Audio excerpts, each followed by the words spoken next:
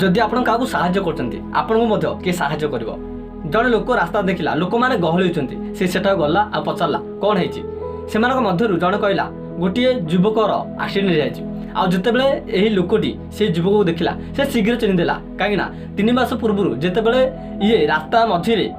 मुंड बुले पड़ जायतिला सेतेबेले से युवक ही आकु साहाय्य करथिला आकु बंचैतिला से लोक माने पचारला एक्सीडेंट केतेबेले हेलानी लोक माने कहले एही 20 मिनिट हबो से पुणी थर लोक माने पचारला एम्बुलेंस के डाकी जकी लोक शांत हो गले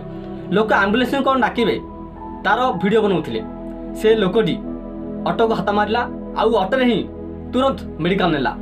मेडिकल रे ऑपरेशन जेमिति शेष होला से दौड़ी जाकी डॉक्टर बाबू गला आउ किछ कहबा को चाहुतिला डॉक्टर कहले जदि तुम 5 मिनिट लेट करथांत तेबे सेही युवक को बंचैबा बहुत कठिन होई जायथांता मोरालिटी ऑफ द स्टोरी जदि आजि आपण का पय भलो काम करछन्ती तो भविष्य रे आपण को पय सेटा वरदान रूपे काम करिवो सेही युवकर जीवन भी तार कर्मर कारण जोगु बंच पारिला तेणु करी आपण भलो काम करंतु आपण सहित भी भलो हबो see you next video be happy be live.